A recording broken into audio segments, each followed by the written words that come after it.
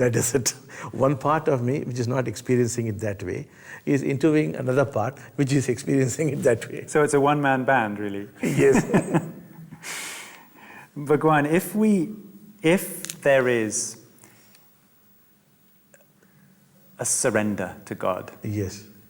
handing over to God, Yes. how does somebody know that they are surrendering to the will of God and not just to another part of their own mind? Yes, see, you are only surrendering to another part of you, because there cannot be another. When you say I'm surrendering to God, you surrendering to that part of you which we call God, because we call that the auspicious, the sacred, and you are surrendering to it. You're not surrendering to a third person or an alien. You're surrendering to your own higher self. That is all there is to it. And because this lower self is very mischievous, is causing trouble, when we say surrender, it is not in a very cheap way, that you're a slave. It's not like that. You're just putting it aside because it's getting problems, that's all.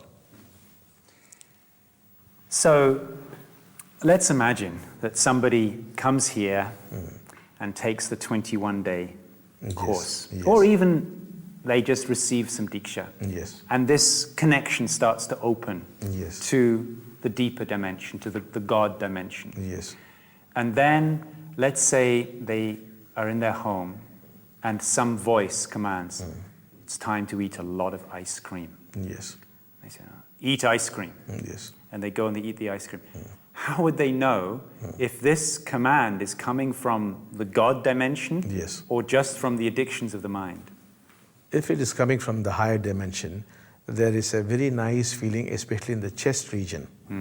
Now, if it is coming from some lower dimension, there will be an uneasy feeling in the chest region. And if you begin to notice this difference, you would soon be able to distinguish between the two. I see. So there's a physiological, It's a physiological marker. Marker, yes. Okay, that's very handy.